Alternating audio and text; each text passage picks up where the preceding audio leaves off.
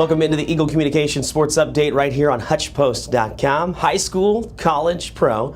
We keep you in the know. As always, I'm your host, Daren Dunn, your ticket to the inside. You're joining us in maybe a familiar place, but an unfamiliar place for the Eagle Communications Sports Update as we are here in Gowan Stadium in the press box where lots of changes are being made this season to accommodate you in your fan experience. Things are going to change in the press box for us. In the past, I've had a handheld microphone where I would talk to you from. And as you know, in the sports arena, I have a headset that I get to use. So this season, we are going to set up a headset right here in the Gowan Stadium press box, much like we have in the sports arena, to let my hands be free, to let me write down all these names. I'm going to have to phonetically write down at least 50 names per team to try to be ready for every single Hutchinson Community College football game, including that opener on August 28th against Bethany's JV. Of course, you see here all the changes that are being made.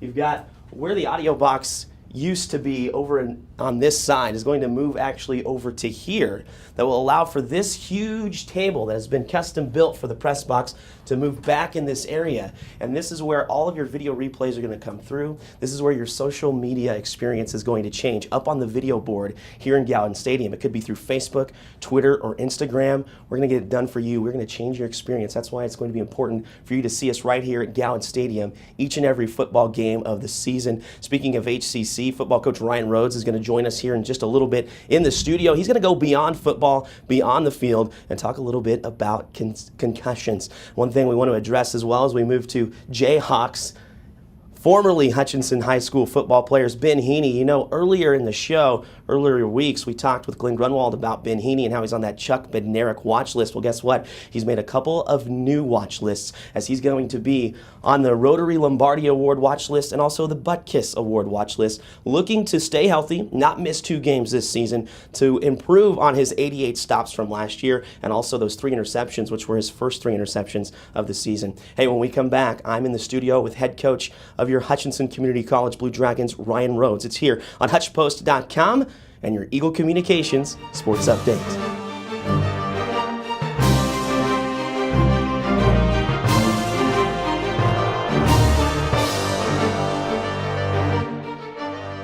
Welcome back to the Eagle Communications Sports Update right here on HutchPost.com. High school, college, pro. We keep you in the know. Alongside me today is Hutchinson Community College head football coach Ryan Rhoades. Ryan, thank you for being on the show. Big issue over the last few years we've seen is the issue of concussions. Parents, even NFL football players, teaching their kids, maybe not teaching their kids anything about football because they don't want them to play the game. What are you seeing when it comes to concussions, and what are you trying to do to alleviate those worries? Well, Darren, for the last few years, we have kind of got a new way of doing things. Our athletic trainers, first of all, are kind of the pioneers for our program. They tell us, you know, what we do.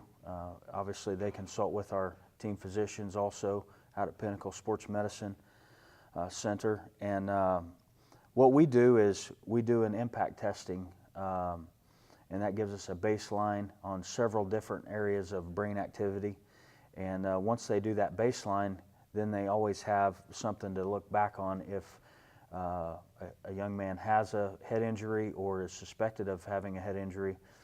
They can retest him, and the reliability of the test, I guess, has been proven to be very good and valid over time. It is basically what the NFL uses and major college uses as well. So we've done a lot to, you know, to make sure that guys are safe. It is a big deal, you know, when you talk about, you know, if you hurt your knee or you hurt your wrist or something like that, those things can heal, and you know, your brain's different, you know, and you need that for everything. And so it is very, very serious, you know, and we approach it with a lot of seriousness and really want to make sure that we take care of the guys. And again, it's a team effort from our coaching staff to our athletic trainers to our team doctors. Seems like a lot of responsibility falls on you because, you know, you're the head of the football program and you're the guy that they look to, the figurehead. What do you do when it comes to teaching guys how to appropriately tackle someone with their head up? Well, we definitely are, you know, have always taught, you know, keeping your head up and your eyes up, and really being able to see what you can do or what you're getting ready to do. And that actually not only is the safest way to tackle, but it's also the most effective way. You know, when guys get their eyes down and drop their head, a lot of times they miss tackles anyway. So it really goes hand in hand with being effective. And you know, we have also encountered the targeting issue, you know, which has come up. So really they all kind of work together. You know, heads up, wrap up is not only a good policy for keeping your guys in the game from a targeting standpoint, you know, so they don't get called for targeting and get disqualified from a game, but also from a concussion and a safety standpoint, it's a very sound teaching also. So, you know, the game is played in so much space now, and I think that's a big reason why you see more violent collisions maybe now than, you know, we used to, even though there used to be some pretty good collisions with people being more run-based. But just the space that's involved in the game, you know, the speed of the players, the size of the players, all of those things are real factors, I think. And I think it's going to be a challenge that we're going to have to just continue to try to stay ahead of. And really, as technology's gotten better with helmets, we still have problems, you know. So there's just a lot that needs to be done in terms of education and really just helping our guys understand that life's more about this game, even though we love it. You know, we got to protect ourselves. What's the protocol in game? You have somebody that has a supposed concussion. What's the protocol to getting them back into the game? Well, typically, if they have any symptoms of a concussion, they're done for the game. Our athletic trainers, along with the doctors that are on the sideline, make the call on that, and they just tell me, you know, either he's done or he is good. And so they have a testing protocol that they do on the sideline, and then they just let me know. With all the worries we've brought in as a society with concussions, to what extent now do you think some of the concussions are more mental, to where it's easier for a kid to mistake a headache for what could be concussion symptoms? You know, that's the real challenge, because just wearing a helmet sometimes will give you a little bit of a headache because you're just not used to wearing the helmet. Those typically happen early in the season. There are so many other things that can give you a headache, you know, too.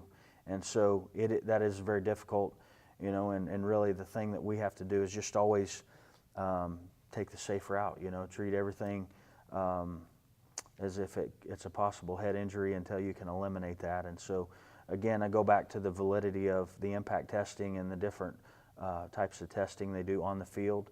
I think they're pretty well tried and true, and again, that's evolving also. They can come up with new and better ways of doing that, but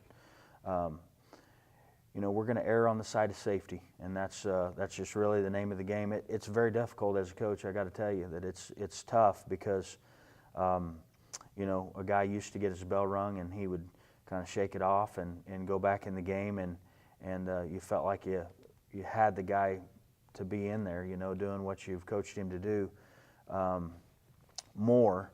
But now you just have to have guys ready, you know, and so you know, just having those backups ready and really being ready for you know, your best player or multiple players to go down. You just got to have a plan. So that's the challenge as the coach. Keeping up with the changes and keeping the kids as safe as possible, erring on the side of caution. It's Hutchinson Community College head football coach Rion Rhoades. Hey, keep it right here. It is HutchPost.com's Eagle Communications Sports Update.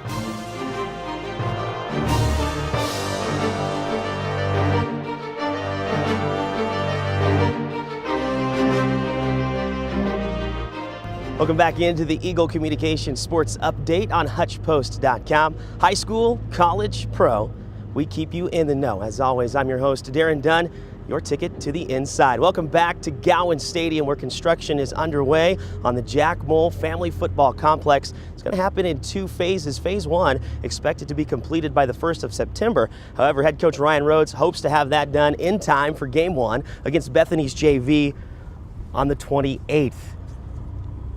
Ground was broken here in March. Jack Mole and his wife Jeanette were on hand, along with Bob Peel, junior and senior, who also donated money for that Bob and Lou Peel weight room, which is going to be 3 times the size of the old weight room that you see here.